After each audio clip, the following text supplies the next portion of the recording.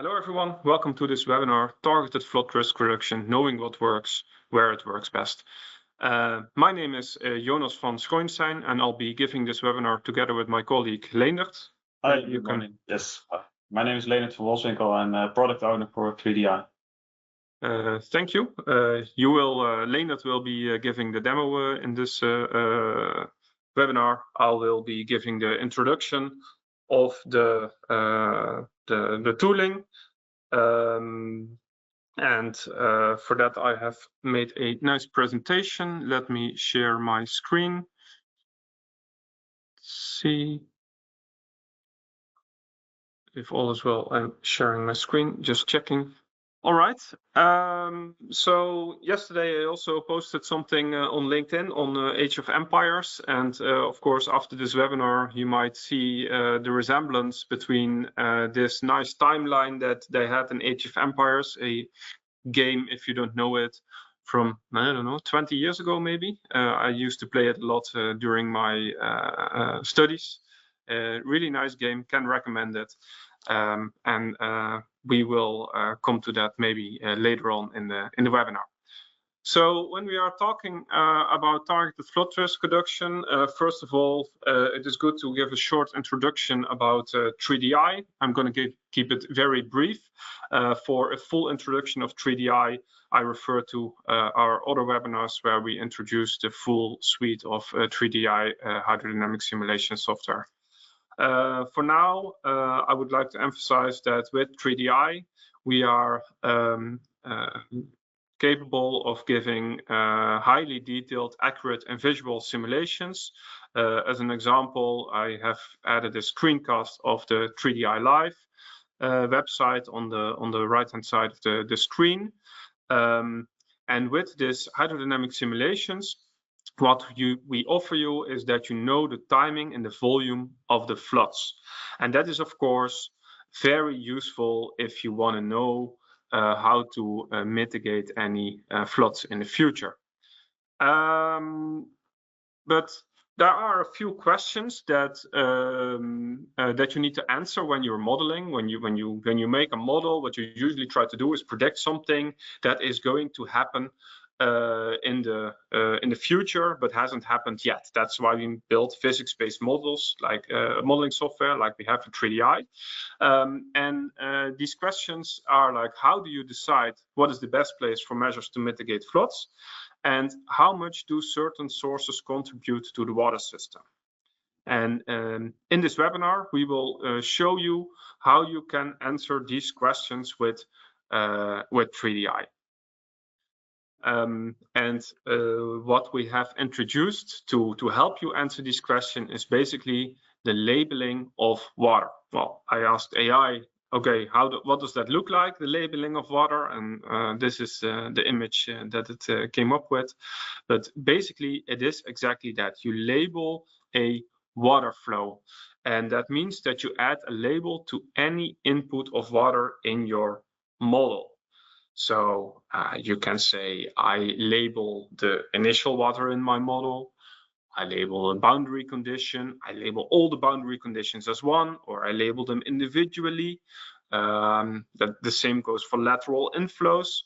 So you label maybe one inflow, or you label them separately. Basically anything goes.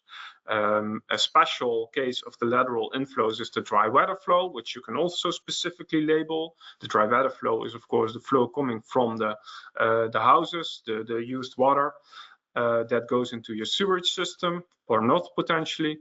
And what we have added recently is also that you can label the rain, but not only that you label the rain and that you can follow where does this rain exactly go into my simulation, but also that you can make a distinguishment on where the rain falls in your simulation. So you can assign an area or multiple areas, and depending on where the rain falls, it gets a label based on that area, and it will keep that label throughout the whole simulation. And then you can track the whole flow of water.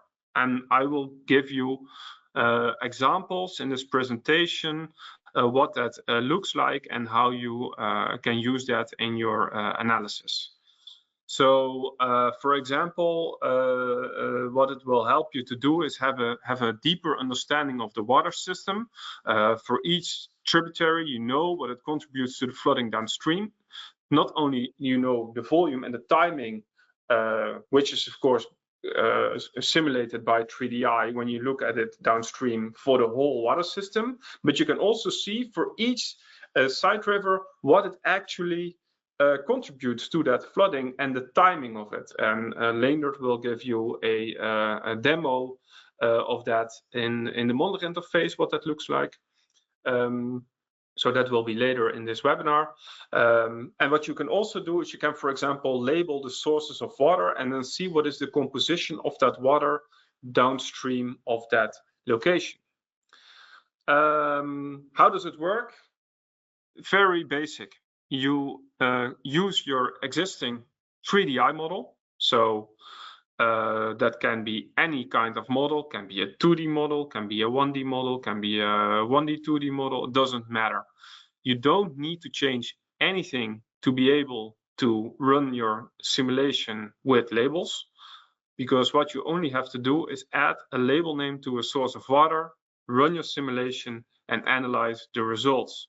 And you do this all in the same interface as you are doing already with 3DI. We have added an extra tool for that. I think Leendert will also demo that yes. in his demo, but I will also have some examples and screenshots for that. What is good to know is that the labels work for all the domains available in the model. So you can use it for sewerage, you can use it for surface water, be it 1D or 2D, overland flow or groundwater in the 2D, but also for the exchange between the domains. Because what we do with 3DI is that we don't have coupled solvers. We don't have a solver for sewage flow or a solver for overland flow or whatever. We have one solver in which we solve all the domains together. And that means that we have the possibility to track these labels throughout all these domains. So the water can go over land, it can go into the sewage system, it can go back in the overland flow, or it can go in the surface water. It doesn't matter. You will be able to trace that label throughout all the domains that are available in your model. And I think that's something also quite unique and only possible to the special setup of 3DI. So when we are talking about these kind of labeling and following it downstream, you might think like, but there are already some tools available, right, in which I can do something like that. That is correct.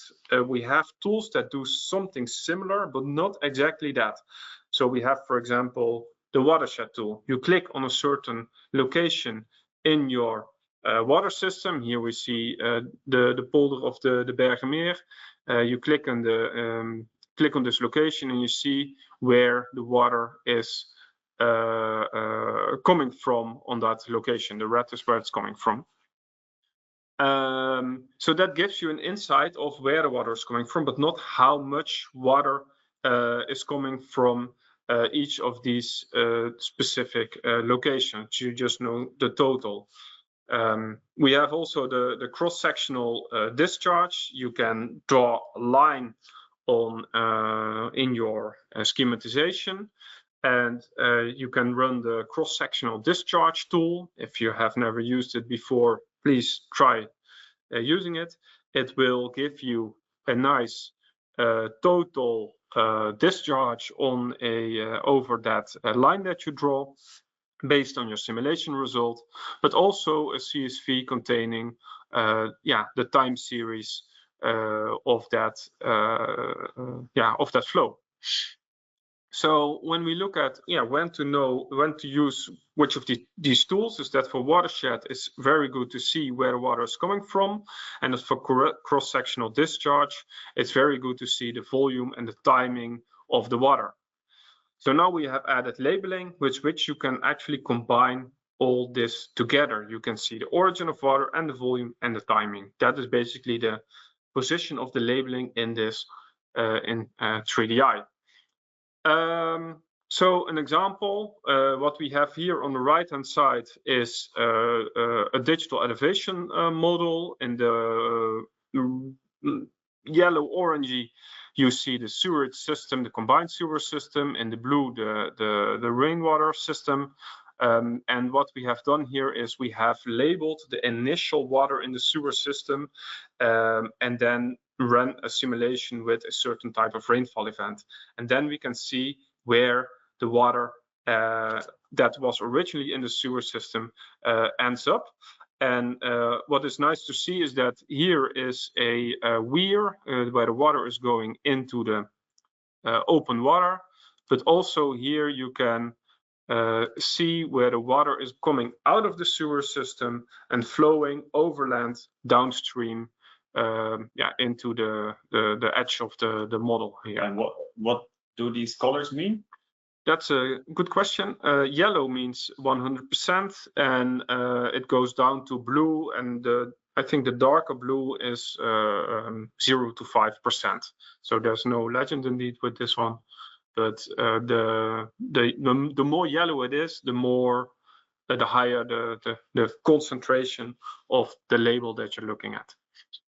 So what you can also do, for example, this is a label, a model of the Bergermeer polder, and here we have also labeled the initial water in the 1D channels. In yellow, you can see at the beginning of the simulation here, you can see it's 100%, then it starts to rain, and you can see it decoloring. You see here the legend, it becomes green, and in some cases blue, and the water that was originally in the system is being replaced by rainfall water and or diluted by rainfall water. I mean, it is probably going to flow through your system.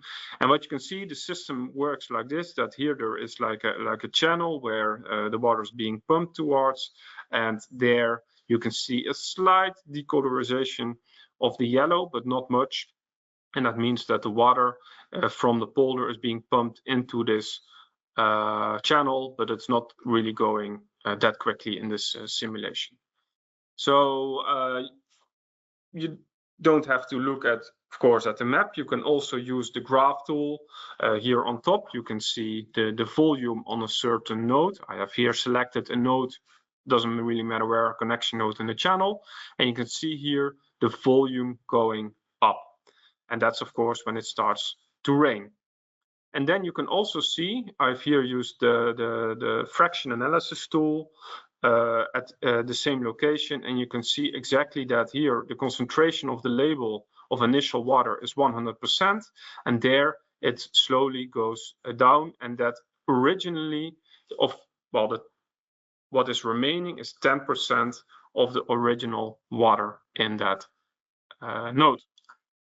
You can do the same, for example, for overland flow. So let's, for example, look at the surface here on, I think it's this node, or yeah, it's this node where I clicked on, and you can see that the concentration of initial water, what is coming there in the 2D cell overland, is initially 0 because there's simply no water, but during the simulation, you can see that there is water coming that was originally standing in the channel going on the land itself. But most of the water that is on the land is rain in this case.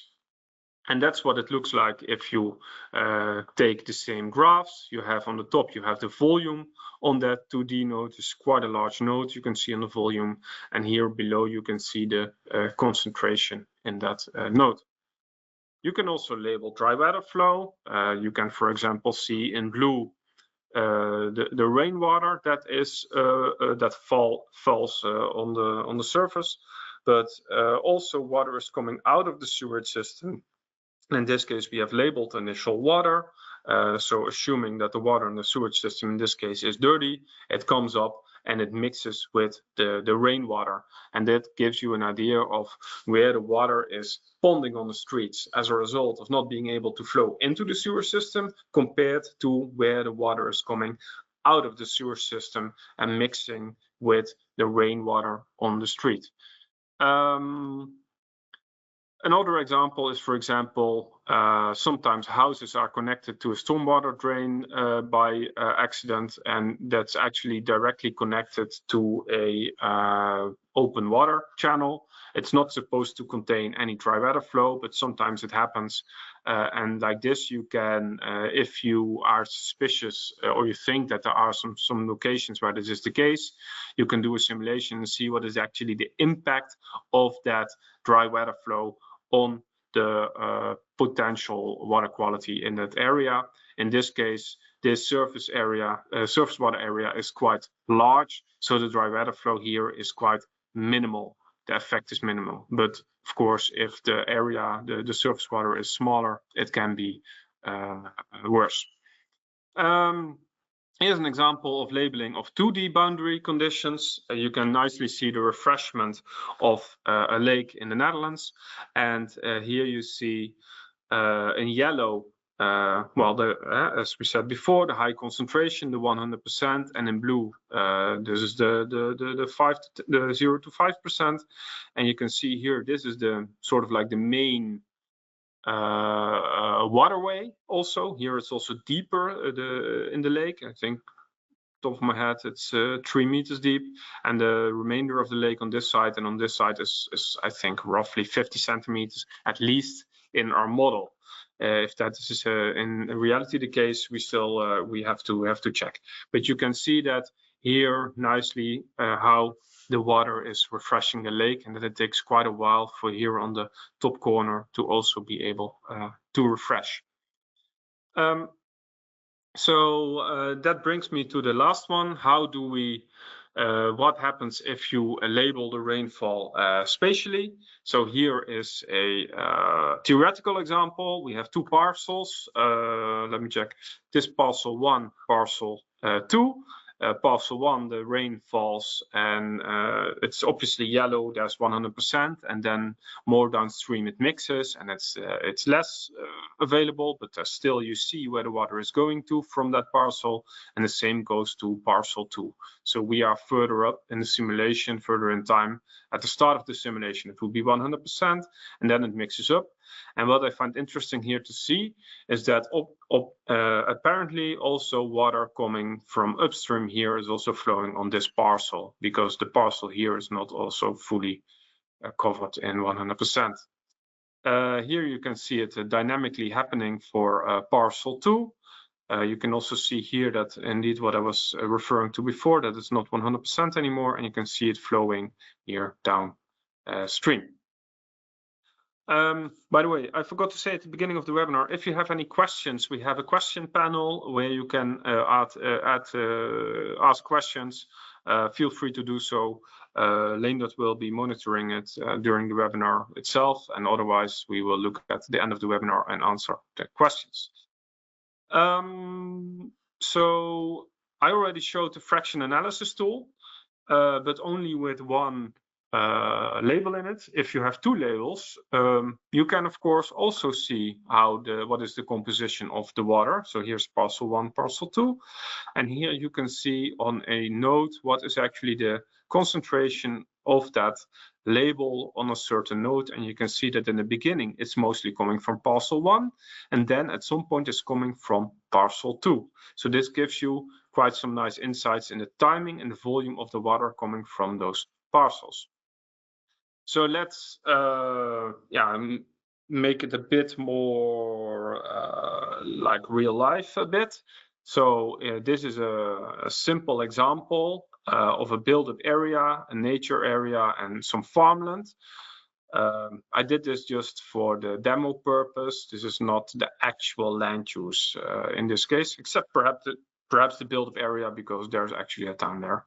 And if I label that a rainfall that falls on the built-up area, and I run the simulation with a certain type of rainfall event, you can see clearly that the water that is falling on the rainfall that's coming on the built-up area, how that actually is flowing out of that system. So it's basically on a hill, and you can see it going here down, down, down, but also going a little bit into the nature. And here on the southeast, there is a small river, and we will come to that in the slide after this one, because here is also an example of the farmland. You can see here the farmland. Where does that water go to? That falls on the farmland. And if you label your areas like this, you can see the composition of that water downstream in the river downstream. And you can see that from the water that is available in that river, that mostly it's coming from that nature reserve location, but also water from the built-up area is contributing towards the water in that river.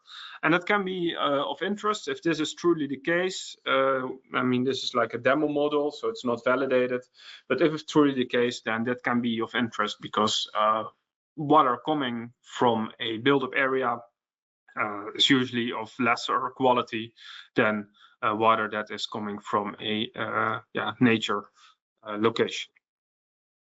So these are all examples of how you can use labels and what they can tell you. And these are examples of labeling a lot of different things in the models. It might be that you think like, yeah, but I want to label something else. Is that possible? Feel free to reach out to us, and most likely the answer is yes, it can be labeled. But we will show you how that works. So this is in short what I wanted to show you. Leonard has a demo prepared. I think I have to make you presenter for that. Let me see. You are presenter, and I think I also stopped sharing my screen. Yeah, shall I turn on my microphone? Why? Or is it okay? Let's look back. All right. Yeah. So all the examples that Jonas showed, most of them were actually screen captures from the 3DI modeler interface. And the purpose of this demo is to show how this is done. I will be using an example of the very southern part of the Netherlands in Limburg. There's a small area here. Let me just show you what it looks like. So it's a pretty hilly area, and we have an urban area here, and also all these brown polygons, they are small urban areas. This one is only partly within the model domain, and the other part is a rural area, and we have several sub-watersheds that are defined going from A, B, C, D down to J. And what I will demo is how you can use these zones as rain zones to spatially label the rain that falls, and analyze how this is distributed over time during your simulation. Well, the way this works at the moment is that you simply make a simulation in the same way that you are used to, and you do not start it yet, and you use a processing algorithm to label the rain and start the simulation. This is a temporal beta solution that works very well, but will be replaced later this year with a more integrated user interface. So first thing we do is we start a simulation.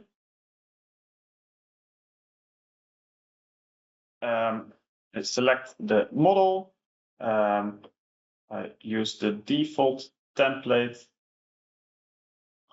Then in this screen, I do not yet choose to include the substances because they will be added later on.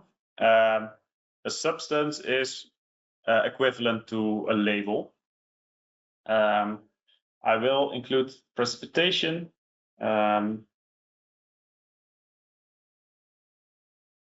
And I will name it, well, the model area is called area 13. We will have 70 millimeters in 2 hours and 2 hours dry. We set the simulation time to 4 hours. Use the boundary conditions as defined in the schematization. Same for the initial conditions. Then we define the rain event. A constant rain event start immediately, stop after 2 hours, and an intensity of 35 millimeters an hour, which should total 70 millimeters.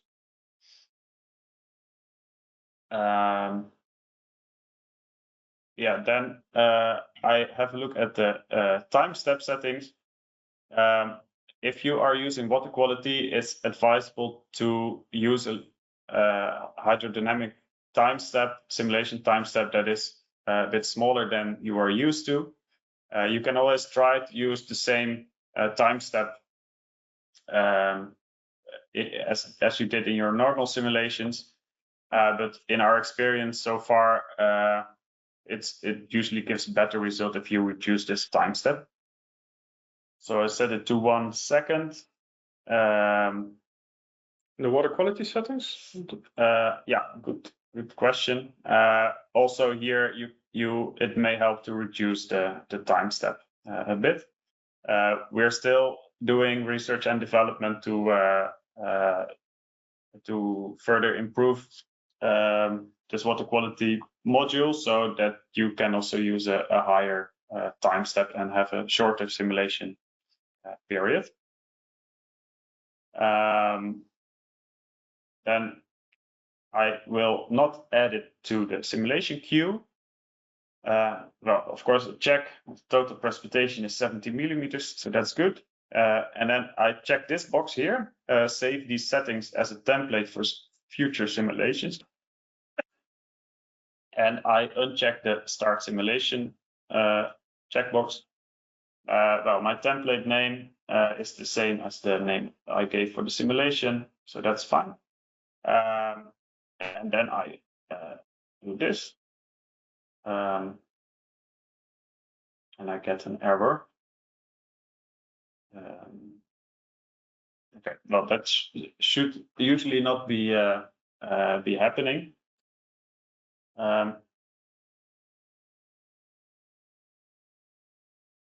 Yeah, what usually happens if you check these boxes is that at the top you will get a message that a simulation template has been created. And then if you open the system feedback panel, you will find a message that looks like this: simulation successfully initialized, created a template with ID, and then the template ID. You have to write that down. Yes, that is, I will write it down. So 27376. You will need that number later on. There is a remark from someone that it is because of the point. Not sure what that means. That's why you get an error. Okay, well, we'll look at it later. Yeah, so the next step is to go to the processing toolbox.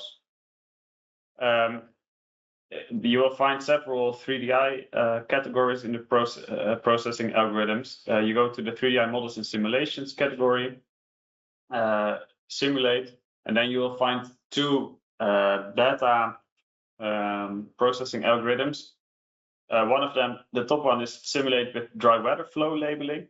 This is very useful for urban modeling, and it will just add a label to all dry weather flow. And the second one is label rain zones, and we will use that one.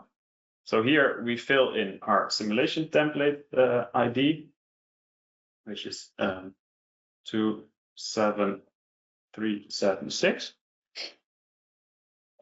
We give the simulation a name, so we say area 13, 70 millimeter in 2 hours, 2 hours dry, and labeled subwatersheds. Okay. Then here I choose which polygons I want to use as rain zones. It can be any polygon layer that is in your project. Well, in this case, we want to use the subwatersheds, and then I need to indicate which attribute of this layer I want to use as the names for these labels.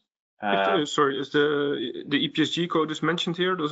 Is it relevant? Does it have to be the same as your schematization? No, it will be converted automatically. Okay, thanks. Well, my subwatersheds layer has a lot of attributes. I want to use the attribute label name, which are the names that you saw earlier on the map. So rural, A, B, C, D, and urban with the name of the town. I click run, and you will see that it finds the simulation template. It creates the simulation, and then it creates a substance or a label for each of these polygons. So the 3 urban polygons and all the rural polygons. And now it has started the simulation. You can track the simulation in the regular way, going through to the models and simulations panel. Refresh this. Yeah, you see that it is currently at 8%. For this webinar, we will not wait for the simulation to finish. I have already downloaded the results previously. So we will put these rain zones away. Yes, I have loaded the result of the subwatersheds simulation. And if I view it, I have set the flow line variable to net cumulative discharge, so you can see how this watershed drains. And as you can see, it all drains through this urban area downstream here. Yeah, it passes through several of these subwatershed areas. As a node variable, I can now select any of the labeled areas. So let's say I have a look at the rural area F. And I will switch off the discharge layer and also, I open the temporal controller at the top here. It is now at the end of the simulation. I will go back to the start. And yeah, you can either just press play and let it go through your entire simulation, or go through the timeline manually. Well, as you can see, obviously at the beginning, there is a lot of 100% of the rain in this area is coming from area F. We are now at 40 minutes into the simulation, so you also see that from area F, it has started to drain down to this town of Mechelen. And also here you see this dark blue plume, meaning that the water in area F is diluted by water coming from area I and J. Well, well, and then you can see how this eventually all of this water will drain to Mechelen. Obviously, towards the end, there will be very little water left in area F. And then, some of these cells, they may still have 100% of water that originally fell in area F, but the amount of water is very little at that point. Well, of course, you can do the same analysis for each area individually. But what's also interesting is to look at this downstream point. And let me just show the maximum water depth. So if we look at this town, there's actually quite a bit of flooding in this model. It's a very simple model. It has not been validated. It was set up for educational purposes. And there is this location here where if we look at the map, we can see there is quite a bit of flooding where there are also houses. So this would be an interesting location to try to understand from which area does this water come. What's important is to combine the tools that we have for analyzing labeled flows with the tools that were already available. So the first thing we'll do is the time series plot for the water level. So as I said, the peak occurs between in the second hour of rainfall, and then it starts to decrease again. Let me then open the fraction analysis tool. It works in a very similar way. So I pick this same cell, and what we see is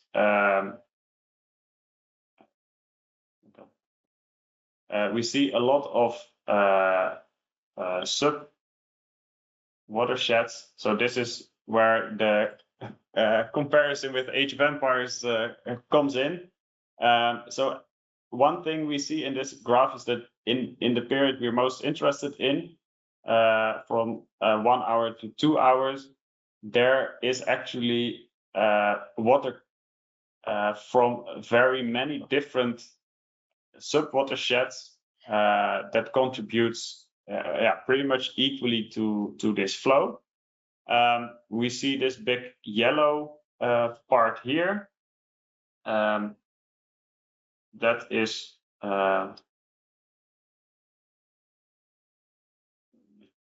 make this a little bit larger.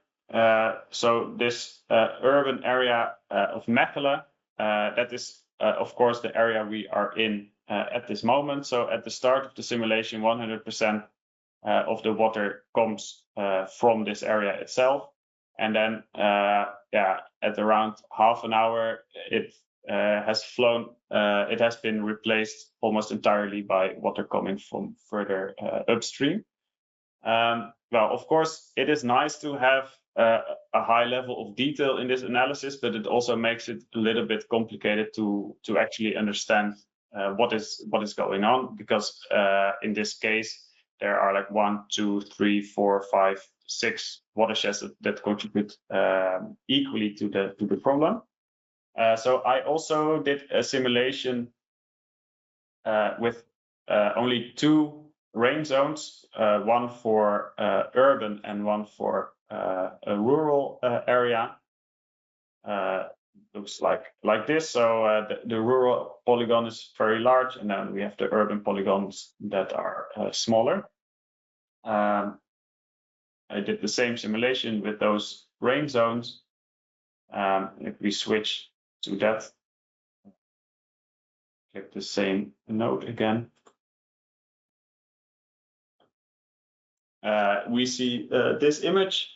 So again, at the start, of course, all the water comes from this urban area itself, and then during the peak, there is only a very small amount, let's say 5% of the water that contributes to flooding in this area is coming from urban areas, and 95% is coming from rural areas.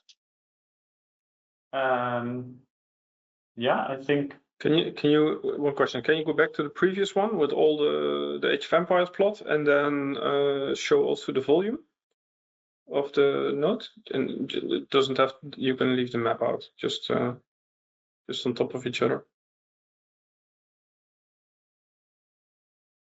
The volume or the water level? Volume.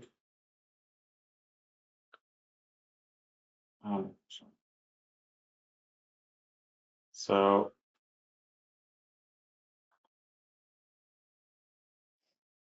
yeah, like this, you mean? Yeah, exactly. So now you can sort of like, if you move it a little bit to the left, the volume, no, the shrink like the forest here and the forest there. Okay, yeah.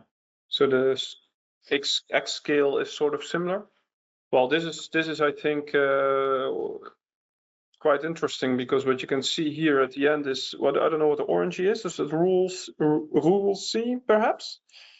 This one, yeah. Yeah. So you can also highlight it, right? If you yeah. It's J, rural J. Oh, obviously. That's the one that's coming completely from southeast, if I remember correctly. That's completely uphill. Yeah. But what you also see is that the volume that's actually coming from that area in total, the total volume of water is diminishing.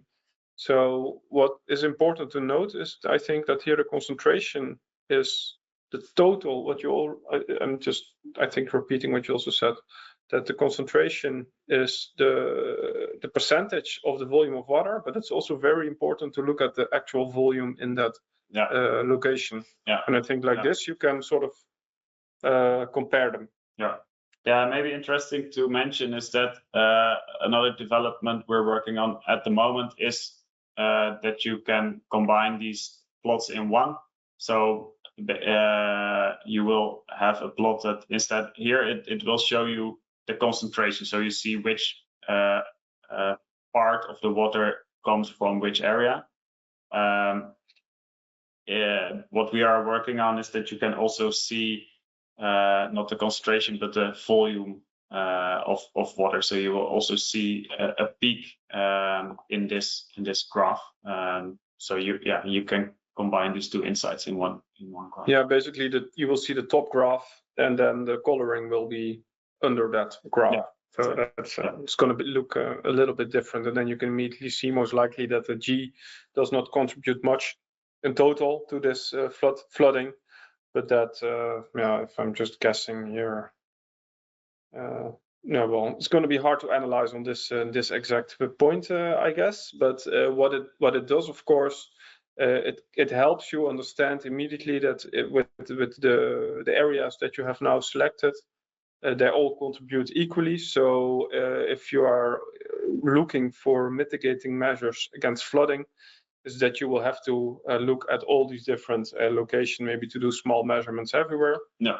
Or just one big one just before this city. That's at least my guess based on what you're showing here. So that you already know. You don't have to do separate simulations to see what is the contribution of each of these tributaries, so these areas, to the whole total flood. So I think that's really, really nice. Nice tool also for modelers to have to understand the water quantity. So another question is, do you need the water quality module to be enabled by your organization's contract for this to work? The answer to that is yes, you do need that enabled to be able to work with it. You already saw it in the settings, where Leonard called it the water quality settings. Basically, what we have is a water quality module, which consists of two parts. One is the actual water quality, where you are following and tracing substances, including their decay and whatnot, but also the labeling where you are basically following.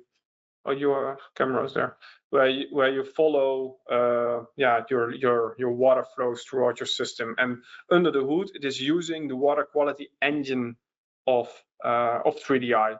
So that's why these developments are sort of like going together. Let me check. Any other questions at this point?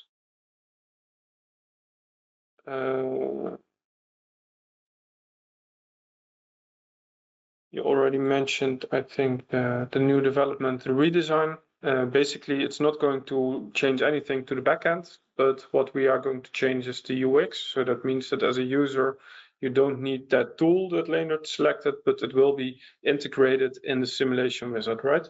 Yeah. So, and it will also give you a little bit more possibilities to combine different labels, or it will just be an easier workflow as well.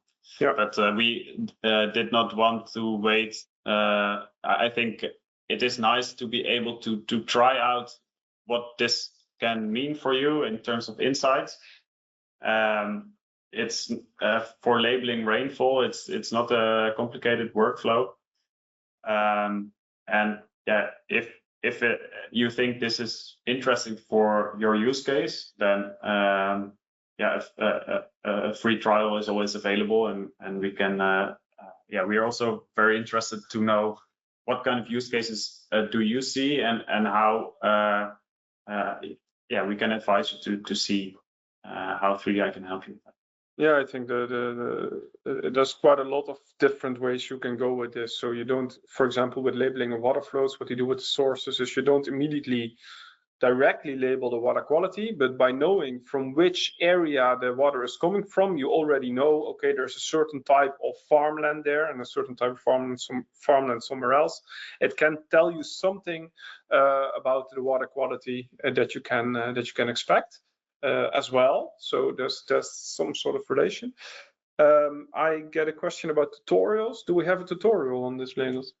No, at the moment, not yet. No. It's a good question. I think that's something to look into. Maybe it would be best that we first fix that we have the new UI user interface available, and I think then we will make a tutorial available. Otherwise, we will make a tutorial and have to replace it within a few months. Yeah, but there's not a tutorial, but there is quite a lot of information in the 3DI documentation. That will guide you, especially if you are already used to using 3DI, then using this feature along with it, it's not going to be a big step. And of course, please get in touch because it's still a pretty new feature. So we're also happy to make some changes, additions to make it work more smoothly for your use case. All right. I think we should include a link to the documentation for that part. Of course, the documentation can be found on docs.3di.live, but I can imagine that finding the exact location might be a bit more difficult. Let me finish my presentation. I have one more slide. Make myself presenter, show my screen. So basically we started the webinar with the questions, and now my panel is all in front of it. How do you decide where is the best place for measures to mitigate floods, and how much do certain sources contribute to the water system? What we have done here is shown you a lot of different examples. We have shown, in my opinion, a bit a tip of the iceberg, and because it's a very new development, we don't have a lot of use cases from clients yet, but we are very keen on showcasing those as well. So there might be some follow-up webinars on this as well. And we think that we can, with this new labeling module, really help you with these answering these questions. Yeah, this was also in the questions. Labeling is part of the substance module, the water quality module of 3DI, and the pricing and also free trials are available on 3diwatermanagement.com. That's it. I think I don't see any other questions coming in, so I would like to thank you for your attention.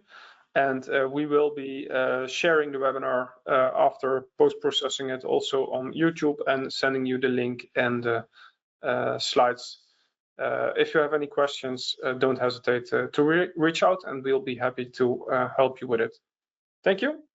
Thank you very much. Bye-bye.